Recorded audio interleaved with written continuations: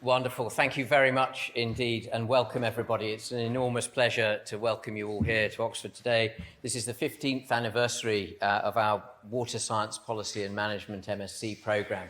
And I'm thrilled to see that we've got so many of our alumni here in the audience. We've got 350 students who've graduated from this programme from 57 countries.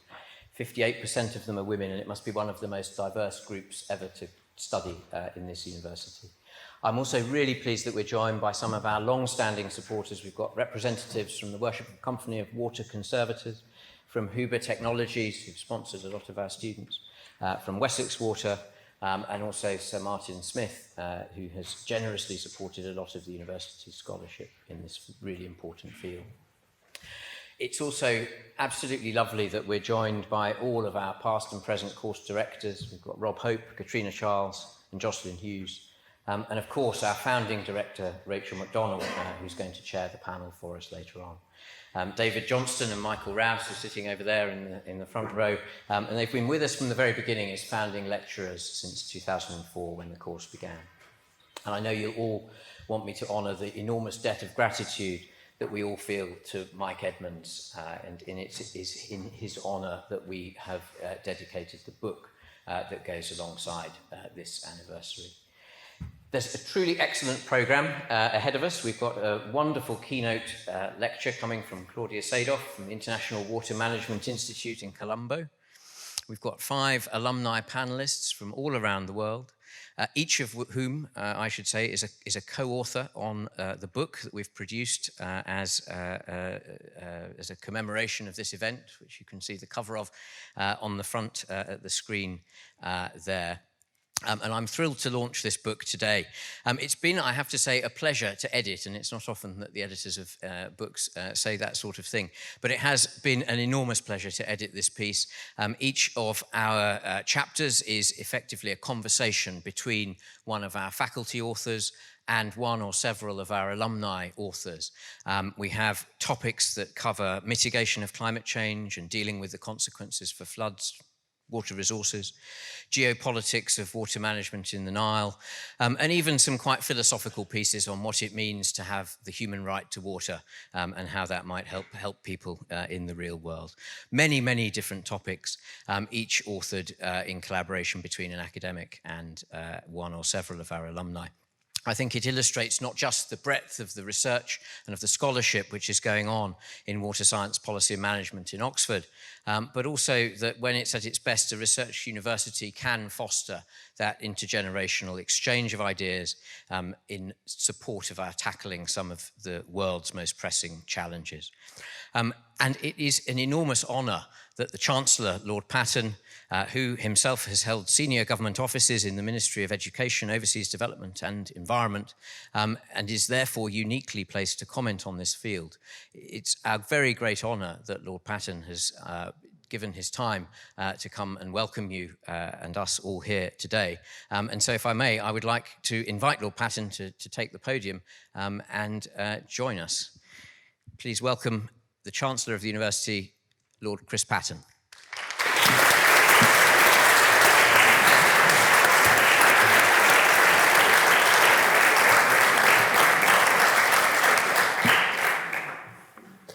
Thank you very much indeed for that introduction. And one reason why I was keen to come, albeit briefly today, was because I think the work you're doing is so important. I apologize for the fact that I've got to scoot off after I've spoken very briefly.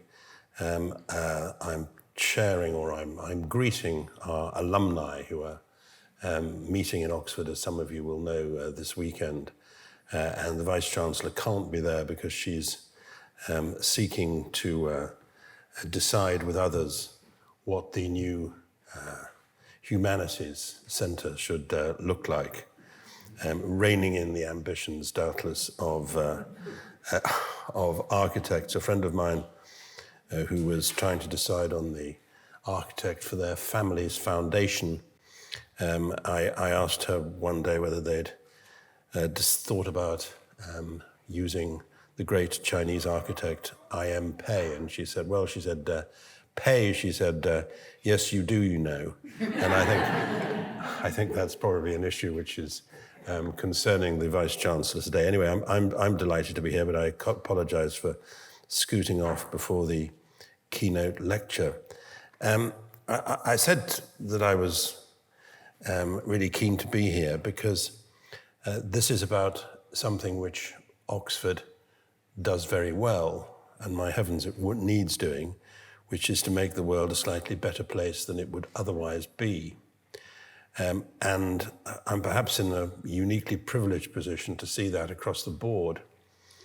I started off today groundbreaking for the new Institute of Regenerative and Developmental Medicine, which is an attempt to bring basic science into the job of medical care, and particularly repair of things like hearts and cardiovascular in general. That's a subject close to my own heart, which is now kept going with a stent and other consequences of a life with slightly too much stress and perhaps too much alcohol.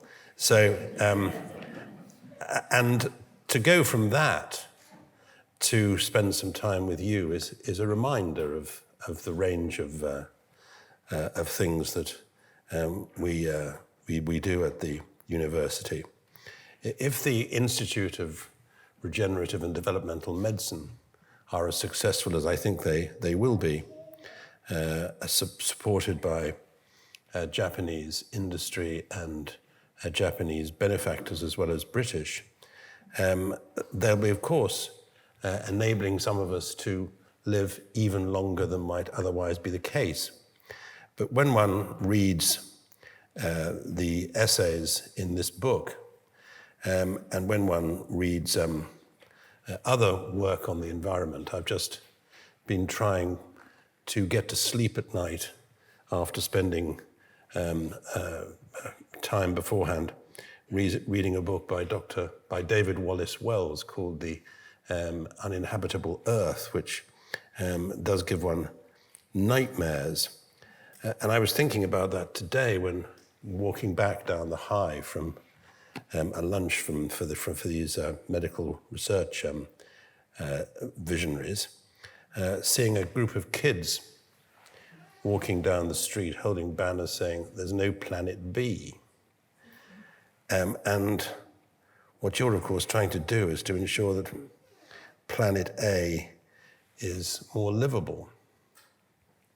About a decade ago, 11 or 12 years ago, I wrote a book, now widely remaindered, on global challenges, from nuclear proliferation to drugs, to energy, to the small arms trade, to epidemic disease, to trade, and of course to water. And there were a couple of things which were common to all those challenges. The first is that all of them, in order to find solutions, all of them required international cooperation in order to work down a successful agenda. But it was also true of all of them that there was an agenda, that there were things you could do in order to make the world a better and safer and more environmentally sustainable a place. What's also common about all those issues is they've been, in a sense, targets for two things which I think have had profoundly bad effect on our lives and on our political culture over the last few years. The first is a growing nativism, a growing nationalism, which threatens, unless we get it under control, to take us back to the early years of the 20th century. The second is an extraordinary attack on the scientific method, an extraordinary attack on the notion that good policy should be based on evidence and fact, that there is a difference between making policy and pursuing a cult or, as it were, religious icons. And I think it's really depressing that we have to refight a battle on that front that we thought we'd settled 100, 150 years ago. Clearly, the issues which you touch on in this really interesting book are made more difficult and more important by climate change. And for me, and I guess for others who take an amateurish, though scared view of these issues, the really worrying thing is that the challenges are becoming faster and thicker than we were led to expect a few years ago. I said in my foreword to the book that I remembered a conversation that actually took place in Egypt, I guess in the 1985, 86, something like that. No, 86, 87. A conversation I had with a demographer who was working in a health program in Egypt, who was pointing out some of the consequences of rapid population growth in Egypt and in Sudan and Ethiopia. And he was noting that he thought it was odd that people spent so much time talking about the politics of oil and so little time talking about the politics of water. Interestingly, I had a very similar discussion a little later when attending the reopening of a barrage in Sukkur in Pakistan, which DFID, as it then wasn't, it was then the ODA, had helped to fund rebuilding. And exactly the same conversation. And I found subsequently, when I was both a European Commissioner for External Relations, and after that, the chairman of a very good and effective conflict prevention NGO called the International Crisis Group, I found it increasingly disconcerting to see the increasing number of areas in the world where water was already or was certainly likely to provoke conflict. You see that in the Himalayas, you see it in the relationship between India and China, between India and Bangladesh. I was in Bangladesh twice after huge floods in the 1980s. You see it in Central Asia, not least in those countries where the water resources were drained recklessly by attempts to grow cotton in the years of the Soviet Union. You certainly see it in West Asia, in Jordan, Israel, Palestine. Around the world, you see that prospect of conflict because of water issues. And going back to Egypt, I think it was the former Secretary General of the UN, who was an Egyptian called Boutros Ghali, who predicted that the next African war would be between Egypt and its natives over water resources. Now, it's not only that sort of conflict, which I think could be a result of not managing our water resources properly. There are issues in relation to food and health and agriculture. There are issues in relation to flooding and land use planning. And there are issues in relation to social equity. Why, on the whole, does it cost less for people to have clean water for drinking in urban areas in what we used to call developing countries than it does in rural areas? Why do people in rural areas have to pay more? Why do rich farmers in India, for example, get water more regularly and cheaper than poorer farmers? These are intensely important issues of social equity. And I really do commend those who've tried to start a debate about the pricing as well as the availability of water. So there's one subject after another in your book which I think will provide the prospect of people who are serious about making policy, actually making better policy than they make at present. I'll just say one other thing, which is as amateurish as the remarks I've just made. Perhaps it will seem to you to be more amateurish. I'm a very keen gardener, and I don't think you can be a gardener without understanding the challenges of what's happening to water supply. I'm particularly keen on growing vegetables and tomatoes. My tomatoes are the best in France. Incomparably the best in France. And I don't water herbaceous borders anymore. I think that's reckless. But I do water, or grass for that matter, but I do water my vegetables. And I water them from an old well which dates back to about the 12th or 13th century. Now, I bought this house with this wonderful well about 24 years ago.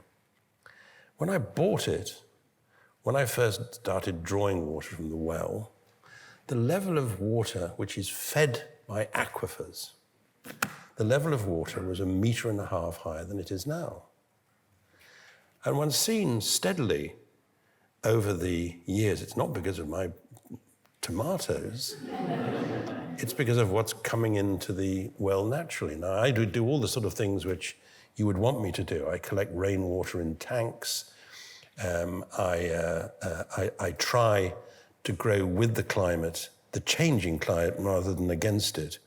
But you can't, if you're a gardener, help but notice what is happening to our climate, what is happening to planet A.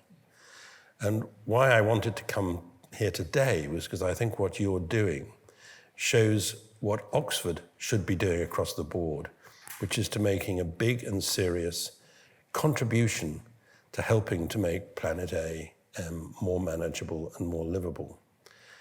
There are, 350 people who've gone through this program, and all of them, I guess, in your own ways, helping to make life more bearable for someone somewhere.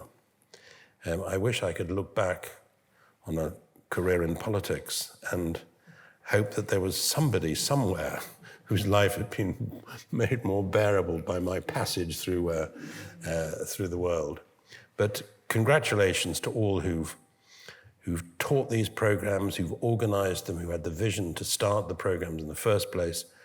And I wish all those who've been through the programs the very best of luck in trying to ensure that Planet A survives with rather better policies made by more responsible policymakers. So thank you very much indeed, and good luck, and excuse my going off.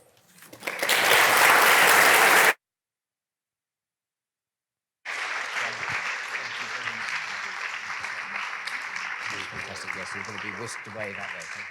Well, thank you very much, Lord Patten, for those remarks, and I don't think there could have been a better opening to the presentation which we're going to hear from Claudia, which covers a lot of things relating to water, food, geopolitics, economics, and other themes which were covered there. So it's my very great pleasure to invite Dr. Claudia Sadoff to give her presentation now, the keynote lecture in this evening's programme.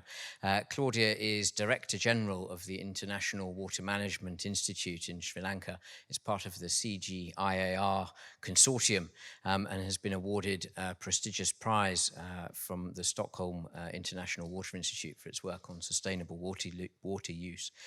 Claudia was first introduced to me in Oxford by David Gray, who's also sitting in the front row here, about 5 years ago, I think it was. And that introduction has set in train a wonderful series of collaborative projects, not just with me, but with many other people in Oxford and in the geography department. And so Claudia has been a very great source of inspiration to the WSPM programme and also to our research themes and our research activities going on here. She has over 20 years leadership experience in the World Bank prior to coming to IMI, global lead for water security and integrated resources management, leader of the South Asia Water Initiative and the Global Water Resources team and coordinator of the World Bank Nile team as well. And so please welcome to the podium Claudia Sadoff.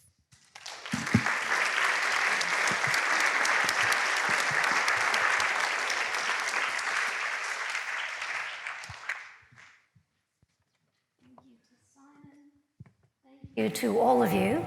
It is truly an honor to be here to celebrate your anniversary. I am, as Simon mentioned, a big fan of the Water Science Policy and Management program here. It's creating a generation of water managers that we sorely need. So I'm delighted to be here to speak to you this evening. I will do my best to repeat everything that Lord Patten has discussed with you, because his opening comments were really so far-ranging and touched on so many of the complex issues that challenge all of us who work toward a world of greater water security. So let me just start by saying that we all know that water is what makes our world beautiful. But we also in this room surely know that the appearance of abundance is really a veneer across the earth. We know that that bubble of water is all the water proportionate to all of the earth, no matter how watery the world looks. And the tiny little nub of water, the downward facing line, is that tiny proportion of water that we as water managers can access as fresh water. So this appearance of abundance is one that has fooled many people, but not water managers. And we in this room know that water is scarce, largely because we were told this by one of your great Oxford minds over 100 years ago. And I'm sure you all know who I'm talking about.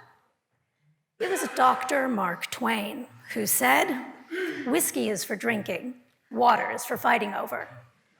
Allow me to translate from the American.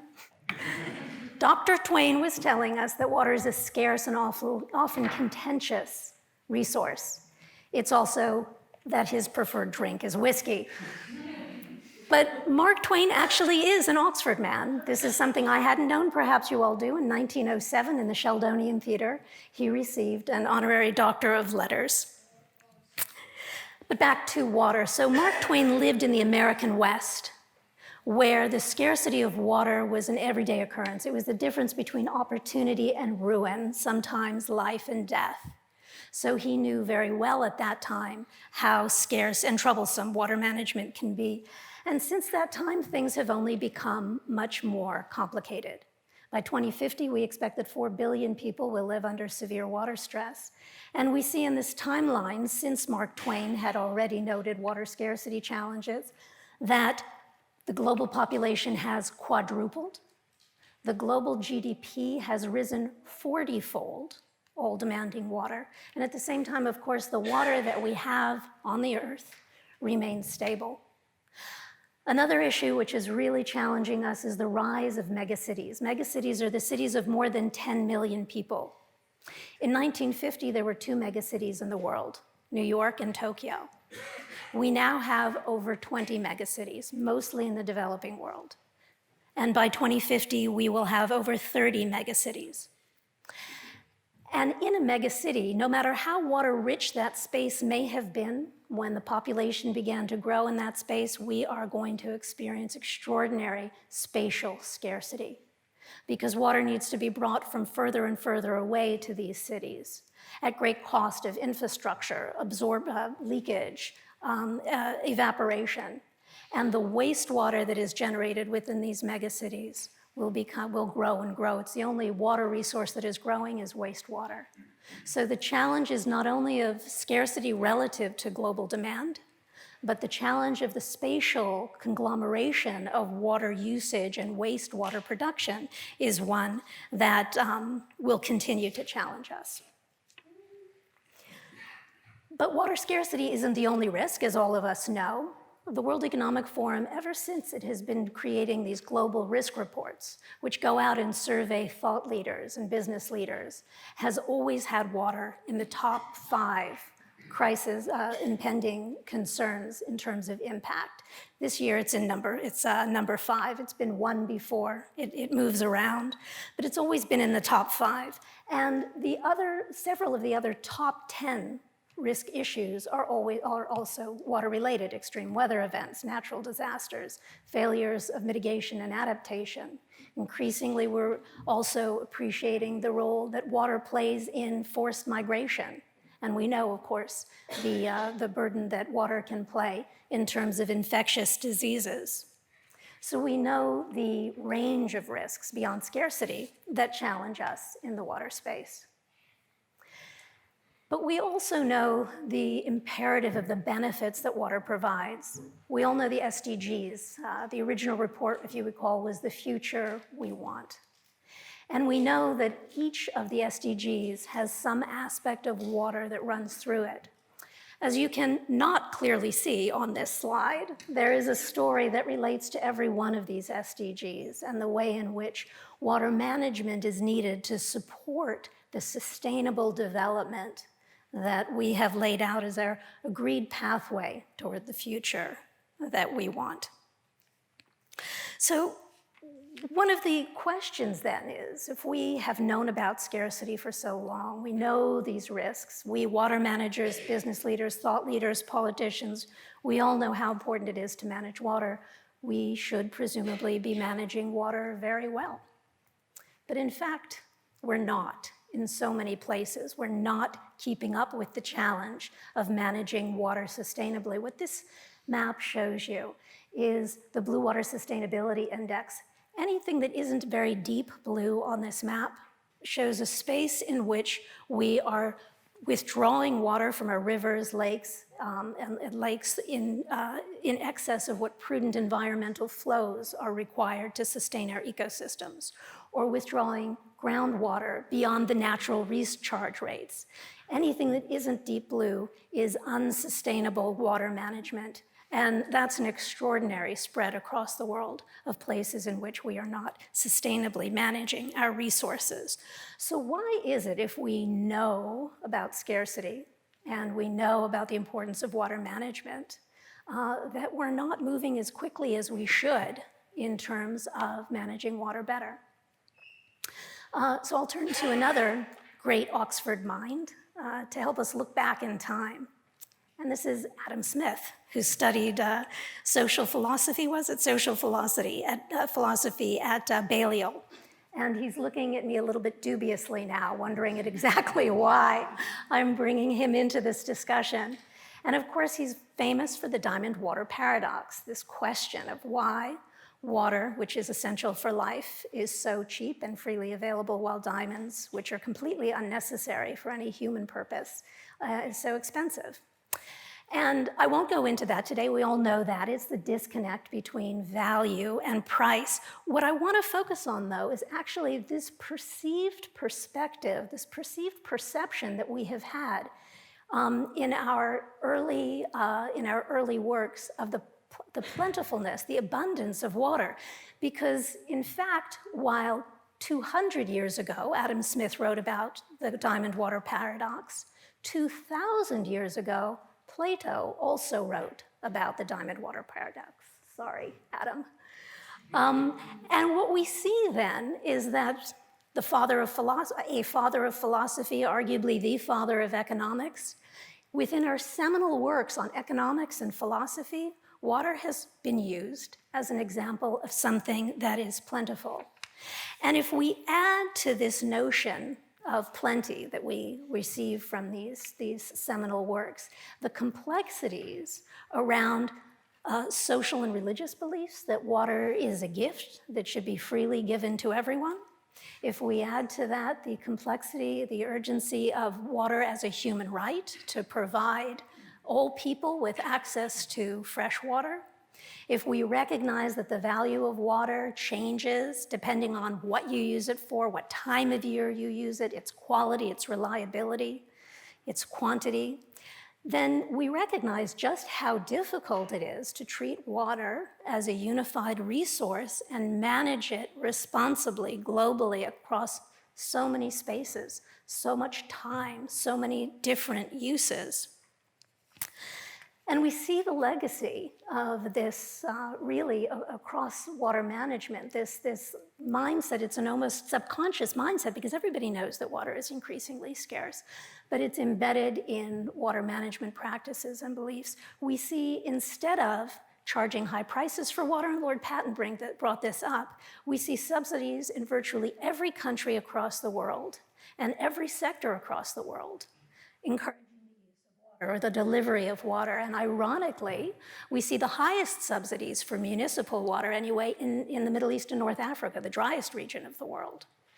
And we see the highest subsidies for water in agriculture, which is both the biggest user of water globally, about 70% of water is used globally for agriculture, and the lowest value return use of water, about half the value of domestic and a third of the value of industrial. Now, there are many reasons why agricultural water is extraordinarily important.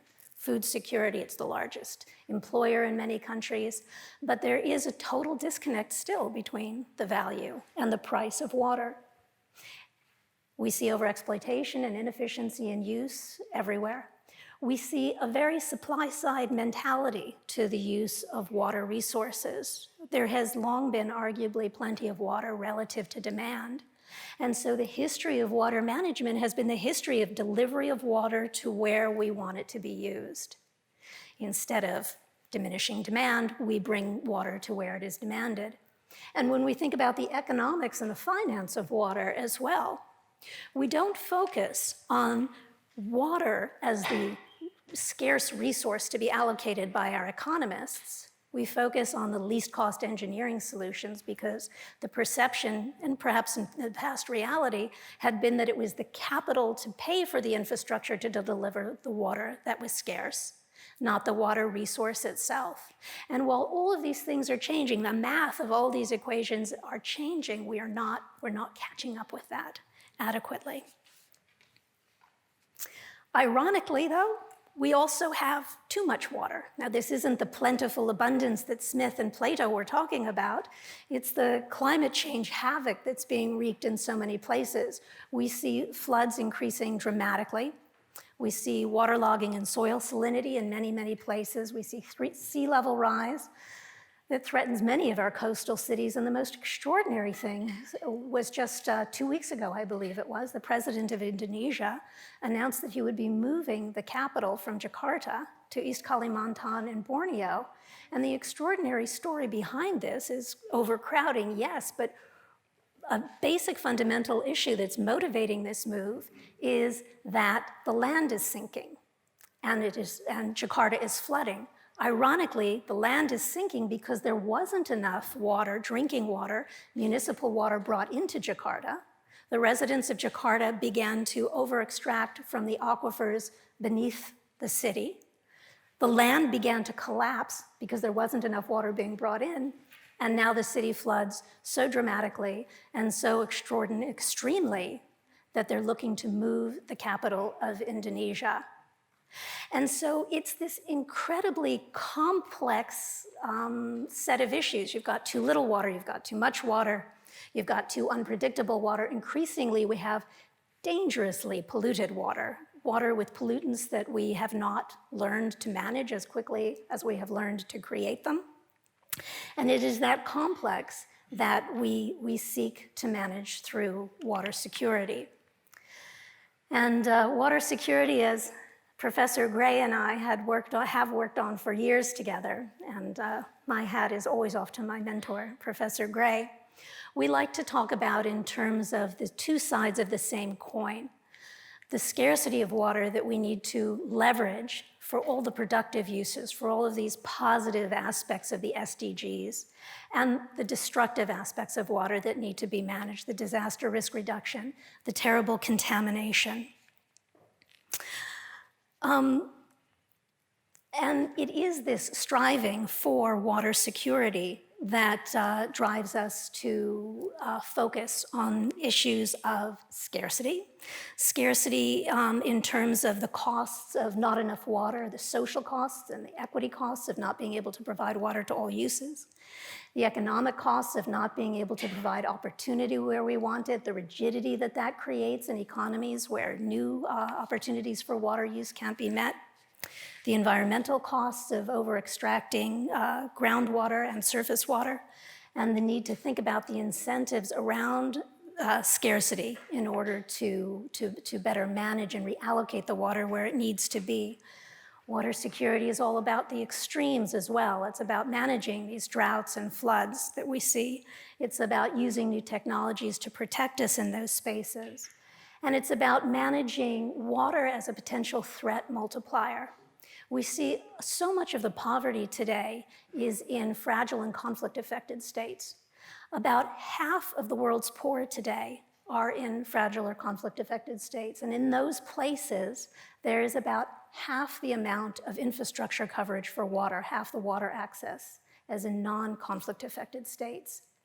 And those states also made only half the progress of non-fragile states in their pursuit of the MDGs.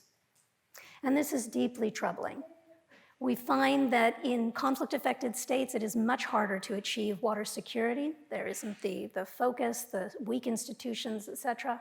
But when we fail to achieve water security in fragile states, the damage can be much greater. The alienation of populations, the abrogation of the government-citizen compact, the disenfranchisement of groups that could potentially turn violent or migrate.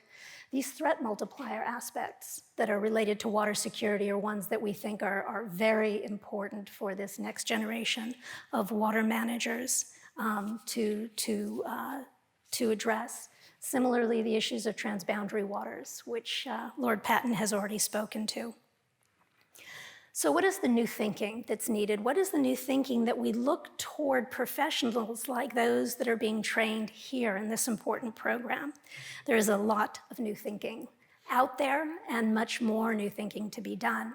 We need to use or lose less water. We absolutely need to reduce demand in what we do. Water-saving technologies are really an exciting space to look. Much less sexy, but perhaps much more important, is managing the infrastructure that we have in municipal systems. It's very, very common to lose 30% of water when it's already been cleaned and brought to a city just through leaks. Up to 80% in some cities of municipal water is lost just to leaks. We need to ensure that the incentives are right in order to reduce water use and be more efficient in terms of water pricing, wastewater pricing. Interesting, the most effective policy ever instigated in California for saving water was an increase in the price of wastewater. Then suddenly industries were able to manage their water use much better when they had to pay for it on the backside. Similarly, all the policies relating to ag, trade, land zoning, environmental protection. So we need to use less water. But we also need to use water differently for different purposes. We need to really look at where we're allocating our water in order to realign demand. We need to look at using creating water-intensive industries in water-rich spaces. We need to look between and across sectors. We need to look geographically, not to move water to where we want to produce things, but to move production to where it's water appropriate. Produce water-intensive things where there's plenty of water. Produce less water-intensive things where there isn't a lot of water.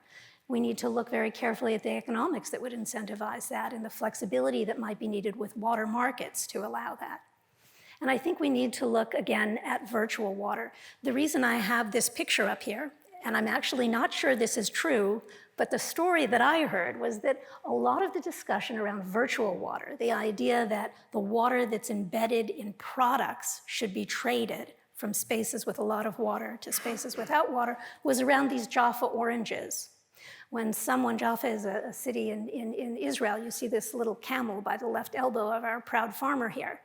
The value of the water in the oranges was greater than the value of the exported oranges. So this water was essentially being subsidized and exported from a desert nation to the rest of the world. And we still see this sort of activity ongoing. I think the latest projections about groundwater export, the second largest exporter of groundwater in the world was Pakistan. And Pakistan does not have extra water to export to the rest of the world. So we need to reallocate water, use it in the right places and for the right things. And we need to use different kinds of water. We need to provide or even create more water to meet demand. There has long been a mindset of once through water use. There were big innovations when water was first brought to cities and used. It was brought to cities as cheaply as it could be. It was essentially made dirty, and it was evacuated from cities as quickly as it could be. But we don't have that water to use once only. It's like single-use plastic. We need to recycle it. And the pollutants that we're shunting out are no longer manageable. So how do we circle back on that? How do we have a much more circular economy? And how do we start to build water portfolios of different types of water? Water that's from different sources, that would have different qualities, different timing, importantly, different reliabilities that would match the various uses that we have for water. So, for example, all cities, large cities, tend to use about half of their water outdoors, not for potable use at all, but for industry, for landscapes. That water should be treated wastewater. It should be captured rainwater. It should be water that we capture through swales and through permeable surfaces and use for water that doesn't require that quality. For our drinking water, we may well want to use desalination. The cost of desalination has come down 95% since I have been watching it, which may say more about my age than the advance of technology, but it's extraordinary how effective we have been in advancing these technologies. So how do we capture more water? How do we recycle that water better? And how do we begin to produce the right water so we can effectively live beyond our means? And when that may not make sense, if you think about those maps about non-sustainable use of water, those maps will show places like Singapore and Israel bright red, because they're using so much of their water. But they have tremendous water security because they're capturing their water, they're recycling their water, they're producing water. And this will be the way that we meet a lot of our megacity needs in the future. We also have to manage uncertainty and enhance resilience much more than we have. We need to take advantage of the technologies that we have for forecast and early warning systems. And we need to focus on last mile connectivity to take this information, this life-saving information and this livelihood enhancing information and deliver it to the people who need it. And it's interesting, it's not just warning people that a flood is coming. Interestingly, a lot of people in the developing world will not leave their homes when a flood is coming because they're afraid that their homes will be robbed before they can return. So we also have to tell them when the floodwaters are receding.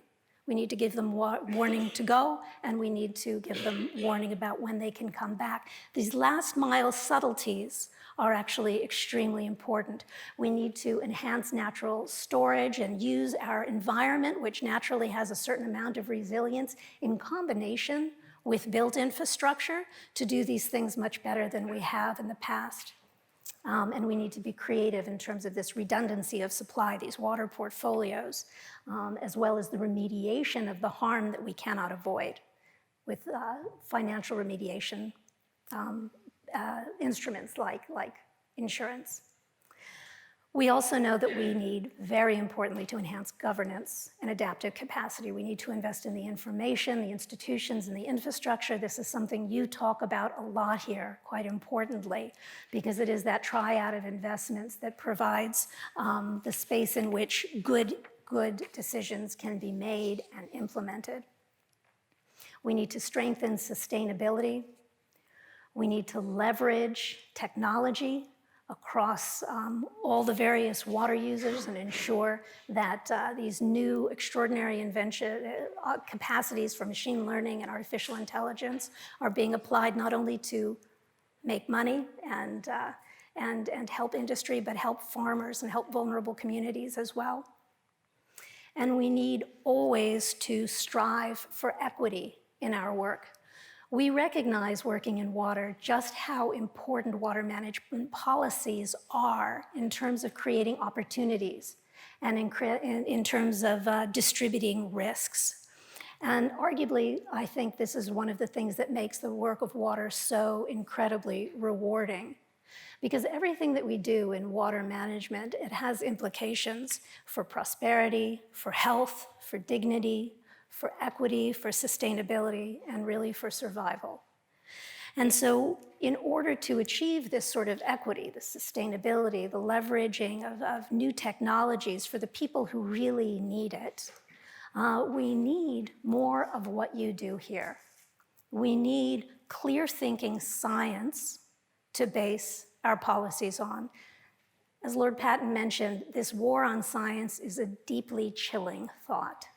And we all need to resist that. We need to take that science and then bridge the science policy divide that we all know in order to embed the science and the options and the ideas that come from groups like this into systems that will incentivize their uptake and sustain the impact that those ideas can have. We need to do all of this in order to ensure that we meet the aspirations of the next generation and secure the prosperity, sustainability, and equitability of the future that we want to see. So let me leave you with one last quote, which is this: "The difficulty lies not so much in developing new ideas as in escaping from the old ones." And so I really want to encourage not only the students here today, but all of us to question what we assume water management looks like, because it must look very different in the future. Don't think about what we've been told is possible. Think broadly. Free your minds to think about this next generation, this multi-sectoral, transdisciplinary program that you're in, that you've created here at Oxford, is one that should create a whole new set of ideas, not captured by siloed disciplines of the past. And of course, this particular mind is John Maynard Keynes, who actually, I understand he comes from what all of you call the other place, in terms of a little equity and diversity there. They also bring knowledge. So what I would like to suggest is to inspire you all to think afresh. I'd like us to mix ourselves a metaphorical cocktail of diamonds and whiskey and toast this extraordinary program, this Oxford Water Science Policy and Management program that I hope will lead to a whole generation of clear and innovative thinking. Congratulations on your anniversary, and cheers.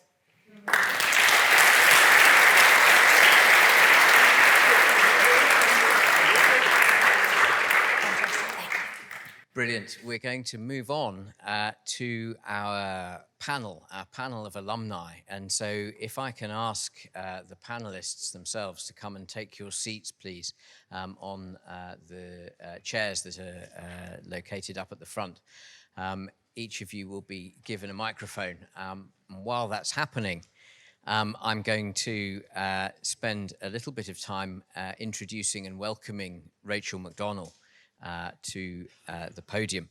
Rachel, as everybody in this room knows, is one of the main reasons why we associated with this course are here.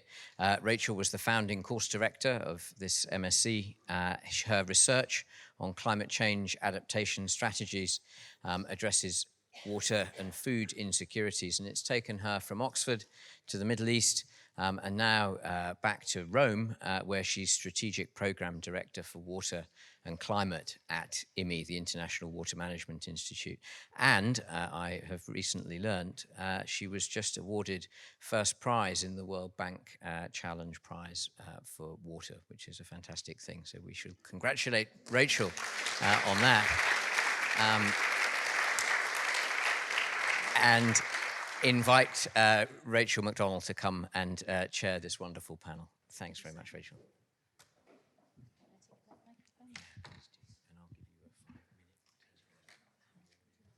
It's fine, this is fine. Distinguished guests, ladies and gentlemen, it's such a pleasure to be here, to be back in Oxford once again, and so many friends and family, if I can call you that. So recently, Oxford was once again named #1 university in the world. And this is a very good reflection of the outstanding research, the strength of the intellectual brains and the breakthroughs that come from being here in Oxford. But what the metric doesn't bring out, it doesn't shine a spotlight on the incredible work that our alumni go and do afterwards, the important work that they do once they leave here. So it's my great pleasure to bring some of those ideas here, and I'm incredibly proud of the alumni in the audience, in the panel, and those around the world that are dealing with water issues and beyond. So when the Water Master's degree was set up, we looked at previous master's degree, and it was very engineering, and we know that that's terribly important. But we knew that if we were going to tackle some of the ongoing challenges, we need to have policy and political economy and economics and law and many others more difficult subjects that we all have to traverse if we're going to tackle those water issues. And so what we're going to do today is we're going to shine a light on some of those through the ideas, thoughts, and experiences of 5 of our alumni. So what I'm going to do and ask in the next half hour is that we're going to take one of those particular subjects, and our alumni are going to explain a little bit about their background, where they were before, what they've done since they've left here, and some insights on those areas. When we were setting up the master's degree, our wonderful colleague Mike Edmonds insisted on field work, which meant a lot of organization and trips, and it was going to be the Dorset field trip. We were going to all get in a bus and stay in Swanage Youth Hostel, and yes, I know what it's like, which brought us all together in those areas, and we went with Wessex Water. And one of the books that was set for the students to read before they came to Oxford was written by a cultural anthropologist called The Value of Water, in which the idea that we have an emotional attachment, we experience as individuals and societies water very differently. We have different words in different languages. So the first person I'm going to call on today is Kelsey Leonard. Dr. Leonard recently awarded her PhD, and I'm going to ask her to talk a little bit about different water knowledge and different water thinking. Well, Tabuni, thank you. Akwe wenikasa kasulana nuisong Shinnecock nadoche. So hello everyone. In my language, which is the Shinnecock language, my name is Kelsey Leonard. I come from the Shinnecock people, which means people of the Stony Shore.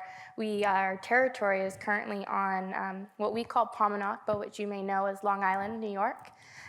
Right now, I live in Hamilton, Ontario, Canada. I'm a postdoctoral fellow at McMaster University, looking at water governance in the Great Lakes region. I did the master's program in 2010-2011. Then after that, I went on to do a law degree focusing on water law in Pittsburgh, where 3 of the major rivers in the United States converge. And then I went to Canada to focus on the Great Lakes and do my PhD in political science. And I've just completed that, thankfully, and now looking forward to my postdoc work. I contributed with some colleagues from our time at the MSc program, Rhett Larson and Richard Rethforth, a piece on the human right to water. So one of the chapters in the book looks at that. And I think that's a big part of the extension of my work, is really looking at how we govern shared waters. What does it look like in terms of the global challenges facing our governance? And ultimately, so far, it's really been a divergence of epistemological understandings of water. So for the part of the world that I come from, North America, which for many indigenous nations, we know it as Turtle Island, in our languages, water is animate. It's not inanimate. And so if you think about the way in which your perspective or construction or understanding of water is formed by that attachment of it being inanimate, how different would our decisions be? So what I often frame for myself and the work that I do, and this sort of verges on our understandings of the human right to water along with legal personhood and the granting of legal personhood to water, as we've seen in the Whanganui River in New Zealand and potentially the Ganges, although it's being disputed. But Lake Erie and the city of Toledo, for where I'm from in the Great Lakes, those conversations are very much rooted in a push to an epistemological push to shift how we understand water in the world. What if we didn't say what is water, but who is water? How would our decision-making change? If I ask you, what is your grandmother? You'd be like, oh, that's such a weird question. But if I ask you, who is your grandmother? Then that opens up this whole world by which you exchange stories and love and emotion and connection. That's the way indigenous peoples look at water. It's not, and so when we have these difficulties difficulties around power and conflict, it's often stemming from this being lost in translation. The centering and concentration of water as a resource, as a commodity, as something to totally be used and consumed by humans is in direct opposition to so many other societies in the world who say, no, this isn't a resource. I'm not superior as a human. This is a living entity that's a relation that I have a responsibility and a duty to, not something for me to solely use for my own benefit. And so in the research that I now do, it looks at what are the legal systems around the world that are trying to shift maybe dominant regimes, as we might call them, post-colonial regimes in a lot of ways that have sort of disenfranchised these original teachings, these original understandings of water and how to engage and connect with water. And so for me, and sort of reflecting back on the MSc program and really where were some of the foundational aspects of that program and linkages to my current work and research, I really do think it had a lot to do with Dr. Edmonds and the field excursions. We can't think about how to save water, how to change and make these shifts that you were talking about earlier without connecting to water. We can't make these decisions in buildings around tables where we never actually go and visit water.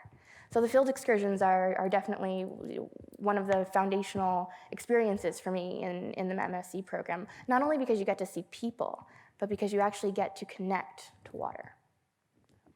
Fantastic, thank you. Thank you, Kelsey.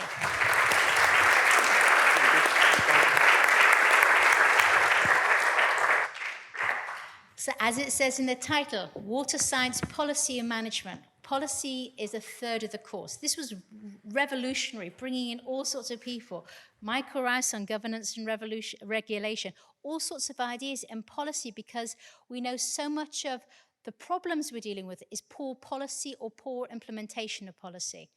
It was wonderful having Hannah come back, and your work is very much taking a lot of what Lord Patten said, is taking evidence and scientific thinking or science across a lot of areas into policy. So Hannah, we'd love your insight too. Thank you, Rachel. Good evening, everybody. So I did the WSPM course in 2013-14. After working as an environmental scientist in New Zealand, Australia, and the Middle East for 5 years. And as Rachel said, I'm now working at the OECD as a water policy analyst. And for me, the water science policy interface was precisely the reason I chose to apply to this course at Oxford. And in this regard, all of the academic modules that were taught in the course have been relevant to my job. So thank you for putting together such a great course. And yeah. So in terms of, I was asked to talk about challenges and opportunities of bringing water science into policy. So when I think about the challenges, I think there are 3 key challenges. Firstly, the data gaps, which are widely spoken about. If I take water quality as an example, the data is very patchy in time, geographical coverage, and a number of parameters. And it's not always shared between different stakeholders. The data is particularly poor for groundwater and in Africa. And it is not possible technically or economically to monitor for every water quality parameter everywhere. Secondly, there are uncertainties of the impacts of many pollutants on human and ecosystem health. And this is particularly the case for contaminants of emerging concern, such as pharmaceutical residues and microplastics. And then thirdly, the complexity of water is a challenge. Water quality is a result of both point source and diffuse source pollution, atmospheric deposition. It can be infected by natural and anthropogenic sources. And also water quality is intrinsically linked with water quantity, surface and groundwater interactions, and climate change, which brings about rainfall variability, changes in temperature, and ecosystems, which all impact on water quality. And then to turn to the opportunities to bring water science into policy. So there are opportunities to close data gaps by combining in situ data with modelling, satellite observations, citizen science, and machine learning. And there's a new Water Quality Global Alliance that's been just established by the UNEP, and it aims to do just that. And this data can be used to identify pollution hotspots and inform policy and management decisions. It's important to recognise that imperfect science should not be a barrier to action. Policies should be flexible to adapt to science as our understanding of the issues improve. And regulation and economic instruments are needed to incentivise behaviour change, because we know that voluntary action alone will not deliver. And finally, raising awareness of the science is important to drive policy reform, fight the war on science, and hold governments accountable. So just to finish, my favourite Professor David Gray quote, and there's many of them, are never waste a crisis, but don't wait for one either. Crises raise awareness and provide a window of opportunity for change. As an example, the Campylobacter outbreak that happened in the town of Havelock, North New Zealand in 2016 was as a result of water pollution from intensive dairy farming. And that resulted in 1/3 of the town, so 5,000 people, being affected by what was New Zealand's largest water-related disease outbreak. And as a result of that crisis, there was a thorough scientific investigation, and a new package of policies has just been announced in the last 2 weeks by the government, with new regulations to control wastewater, surface water, diffuse pollution, stormwater management, as well as a new watchdog to regulate drinking water quality in New Zealand. And then as for the other half of the David Gray quote, we should not wait for a crisis either. And one of my favourite parts of my job at the OECD is working with governments one-on-one through a national policy dialogue on water. And these evidence-based dialogues provide a case for reform and momentum for change, as well as actionable policy options and financing strategies to tackle their key priorities around water security. Thank you, Hannah. That was fantastic.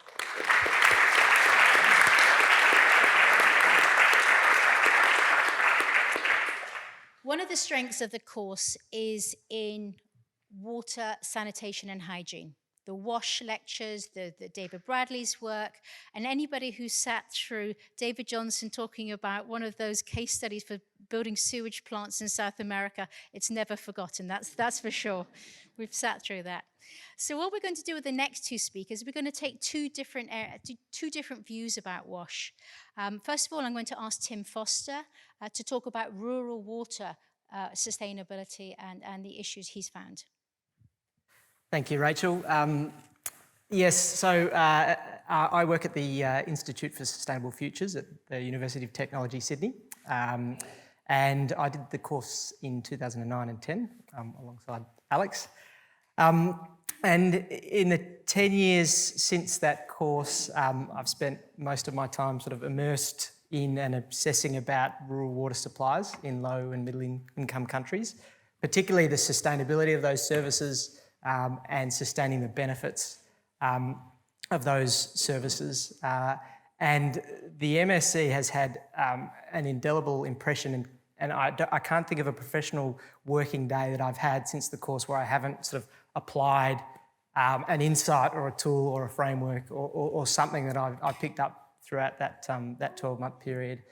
And I'll first share a few personal experiences and then explore, I guess, some of the bigger issues for rural water supply and how interdisciplinarity is really important for that. So, you know, at its simplest, rural water supply is a hole that's drilled into the ground, often with a pretty basic technology, a hand-operated pump installed on top with a bit of concrete.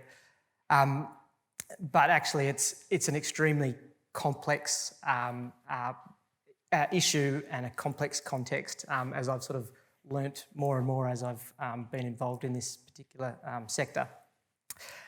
So my first experience out of the MSc was actually working on a small project with Rob, Hope and Alex, and it was looking at mobile technology and what it could do potentially for water supply. So this was back in 2012. And that project has sort of snowballed into other things. But I guess it was my first exposure to the interdisciplinary reality of rural water supply and also the benefits and value of the course. Because we had, the project itself had a huge enterprise component. We had an economist, we had a finance specialist. We brought in a mechanical engineer by the name of Patrick Thompson to do the technical stuff.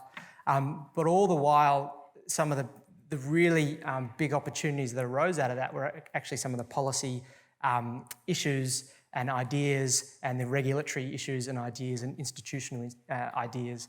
And so the words of Rachel McDonnell and Michael Rouse were ringing in our ears for the entire project and have spurred so much of what has followed on from that small project. The second, I guess, memory for me in terms of applying some of the gems and pearls of wisdom from that MSc course was when I was working on the South Sudan guinea worm eradication program. And I can still remember the lecture that David Bradley gave us with the photo of some ladies washing clothes next to a pond, and it was in the context of schistosomiasis. And whilst the lecture had been all about the epidemiology of water-related diseases, this insight was about actually you need to know about human behaviour.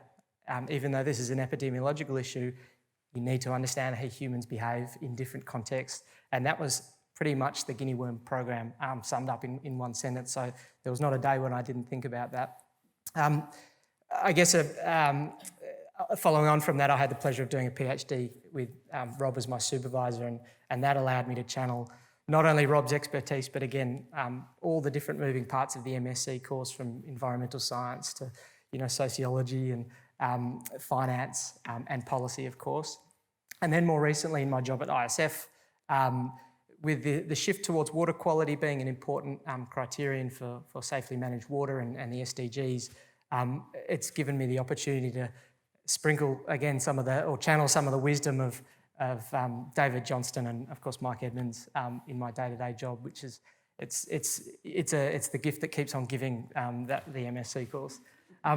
So I guess in terms of interdisciplinarity for rural water supply, looking ahead, I mean, SDG 6 is one of the biggest challenges of our time, and in terms of SDG 6.1, getting safe water to every person on Earth, there's no bigger challenge than in rural Africa.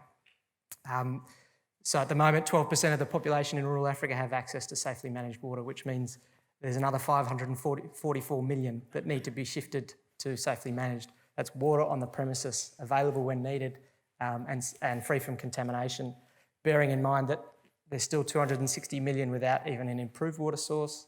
About 1 in 4 systems are broken at any point in time, and more than half of the systems that do work are fecally contaminated. So it's a huge challenge, and if you break down all of those bits, there are so many moving parts, from political economy, finance, institutions, economics, sociology, hydrogeology, microbiology. So to be able to engage with those issues, people need to be able to understand different areas and engage with different disciplines and engage across science, policy and practice. And I think, you know, that's obviously what the MSc is all about, and it's creating people who can do that. So that's very exciting for the future, I think. Thank you, Tim.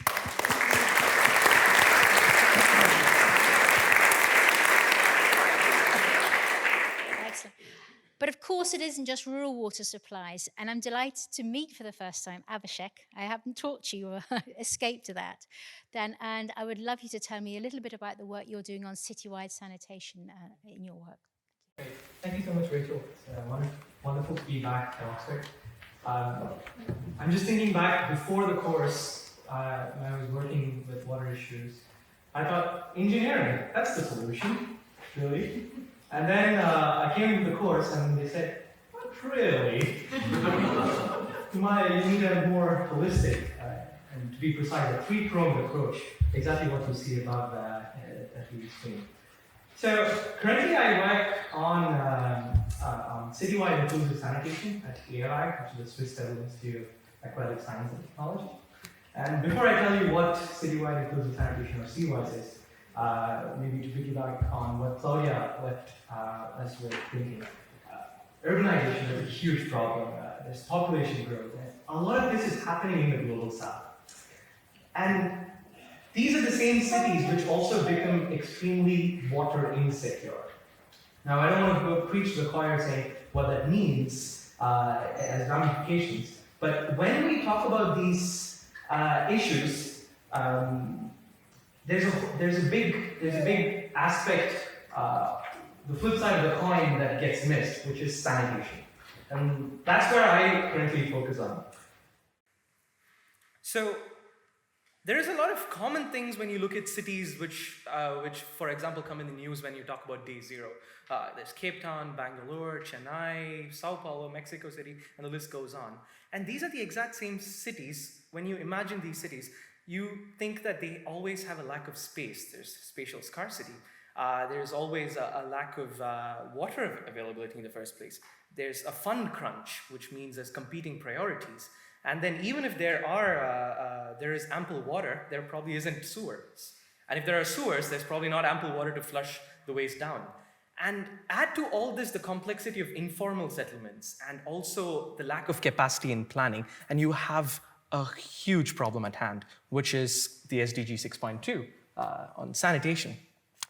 But in the same 10 years that it's been since Tim and Alex graduated, there's been enormous progress that's been made in sanitation.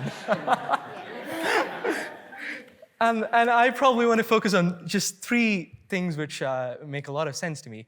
The first one being, there's a change in approach to sanitation. So before, it used to be that infrastructure was the focus, and if you have big wastewater treatment plants and sewers, then the problem is solved. Now the thinking is slowly changing towards service provision, and that gives us a whole new set of opportunities, which is where the second point, which is innovations in non-grid technologies, have come up. Now there are these business models with, for example, container-based sanitations, which give you opportunities to recover resources, energy, nutrients, and even water itself. And then you have these new futuristic omni-processor, which treats waste in situ, inside just one box. And that's, as a side note, is where Bill Gates is investing. So if you want to flush down your money down the drain, it's not such a bad idea. And the third most important change, which is what I'm working on, is this paradigm shift in urban sanitation, which is citywide inclusive sanitation. Now, it's particularly interesting for a lot of people here because the way I see it is, it's the urban sanitation equivalent, or rather a counterpart, to water security. Because it's got the same set of three things as Claudia mentioned. It's got equity as a centerpiece. It's got technological neutrality, as you can coexist multiple solutions together in the same city. And you need contextualized planning. And I remember, I think once in David Gray's lecture, there was a Venn diagram that you probably put to explain water security in simple terms. Environmental health, public health, and the intersection of it probably comes out to be water security. And that's the way I see citywide inclusive sanitation. So if I link all this back to WSPM course, it's through David Johnstone that I understood the main issue. His quote always went, 80% of all the costs of building wastewater treatment plants go into sewers. And this is the money that developing cities don't have. So therefore, I started thinking about non-grid solutions. When I was doing my dissertation in Addis Ababa in Ethiopia, that's where I found out that decentralized solutions and the lack of urban planning is a huge thing. And that's thanks to Katrina that I got that opportunity to explore via REACH. So a lot of what I do today is planning, and that's keeping in mind science/engineering, policy, and management in mind. And I think that's what is so unique about this course that I've taken forward with me. Thank you very much.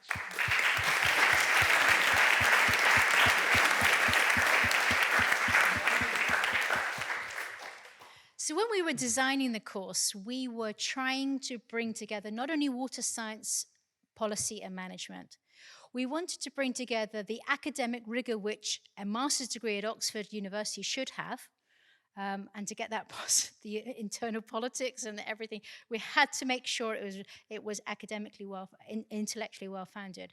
But we also knew that many of our students, our graduates, would go on into practice.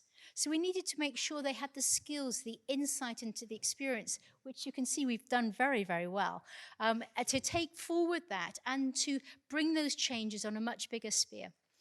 And in 2009, we had the pleasure of Alex Money joining us, who came from a practicing financier, who then came onto the course and is now an academic. So what I'd love, Alex, is if you could give us some insight on practice versus academia, particularly in the area of finance and economic, your strengths.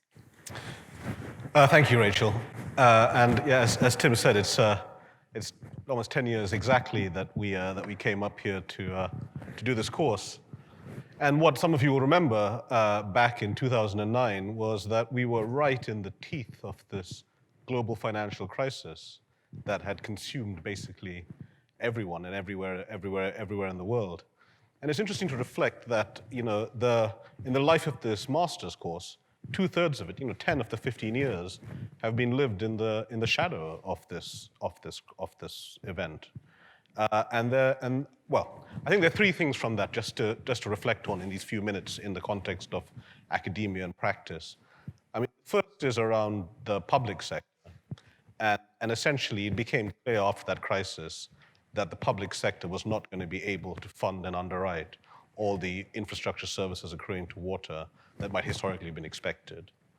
The second was the sort of myopic focus on growth at all costs sort of began to be replaced with a slightly more nuanced understanding of what sustainable development might mean.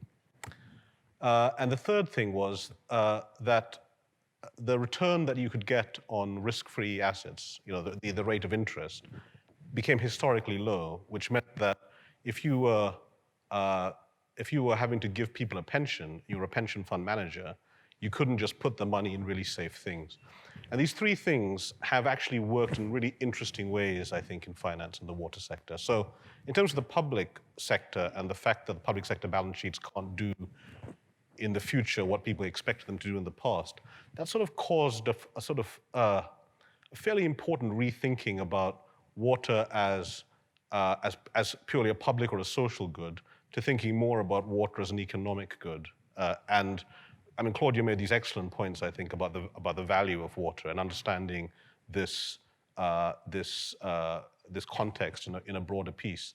And I think here, if you sort of got in the red corner the practitioners and the blue corner the academics, the red corner is kind of winning this at the minute, right? Because they've articulated this really straightforward narrative that equates value to price, and they deliver that well. And I think all of us who work in this space understand that value of water, and it comes back to the Smith paradox, is that the value of water is much broader than that. And yet that narrative is still emerging, and it's work in progress. I think, however, if you look at the sustainable development question, there academia has just got this much better. The understanding of impact of non-financial attributes of performance have become much clearer, whereas practitioners still think fairly myopically about that. But really, the really interesting one is around the fact that interest rates are low and that people have a much higher risk appetite. So water inherently has become more attractive as an asset for people to invest in, partly because the alternatives are less attractive. And this is the great enabling opportunity of our time, particularly with the growth of impact investors. And it's not just the financial sector. You talk at, I look at the room, most of you are younger than me, annoyingly, but not all of them, thanks, Rachel. But it's the, thank you for that.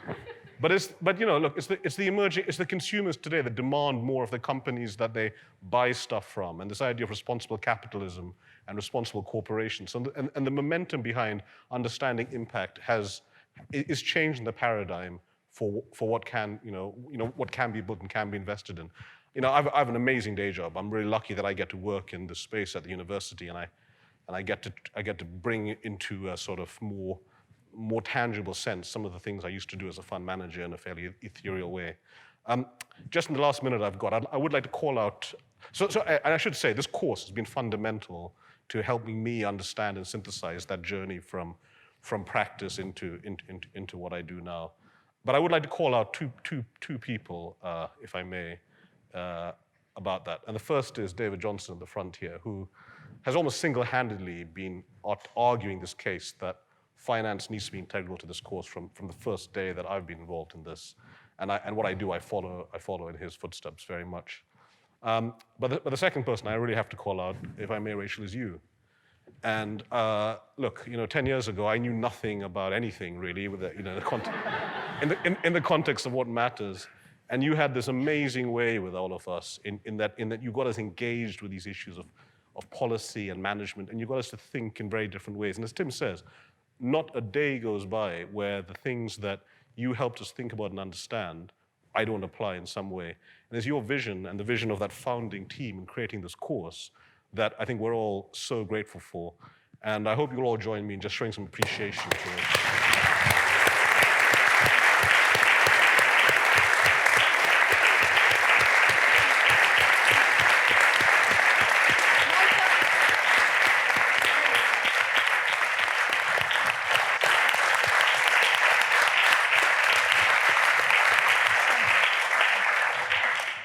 As Alex said so brilliantly, it was a founding team.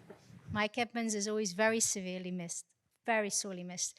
And all those people we cajoled and bribed and to come and teach in those early days for nothing very much, but you gave your time.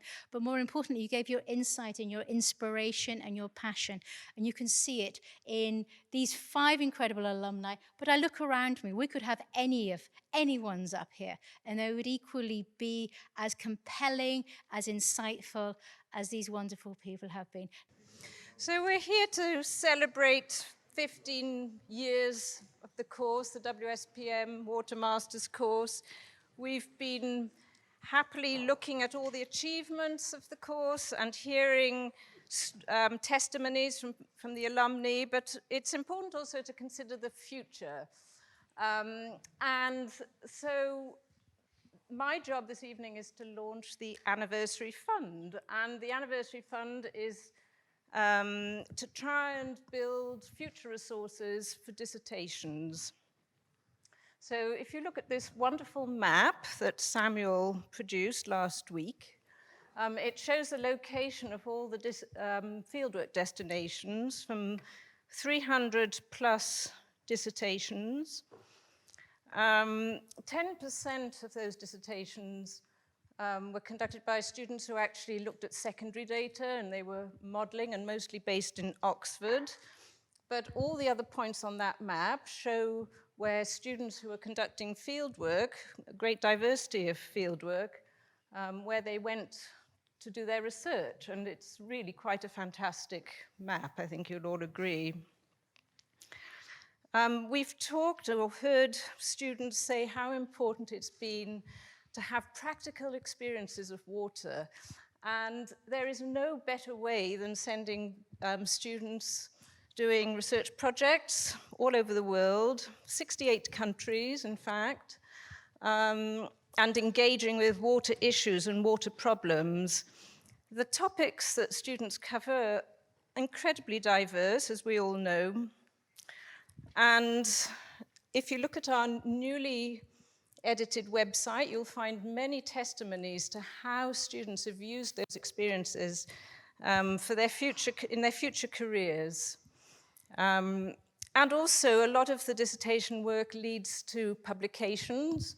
You'll find various case studies resulting from the dissertation research in our new book. But also a number of students, significant number of students, publish their dissertation data in peer-reviewed journals.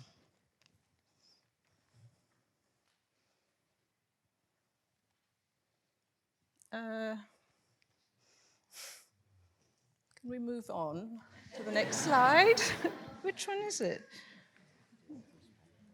Oh, it's that, right. Oh, it's technology here. So we're trying to build up a fund so that we can fully support our students when they're doing their field research. And our target is for £50,000 over the next 5 years, so £10,000 per year. At the moment, we partially fund our students, and we want to try and create more exciting opportunities in the field. We don't want anything to get in the way of how they might solve some of the water issues via their dissertations. So we're building up this fund, and we hope that you'll be able to donate. You can get onto the web pages, and it gives you instructions on how you can donate to the anniversary fund. And we sincerely hope we'll be able to reach our target over the next 5 years. So I officially launch the anniversary fund, and I hope it'll be fully supported by friends and alumni and the greater Water Masters family. Thank you.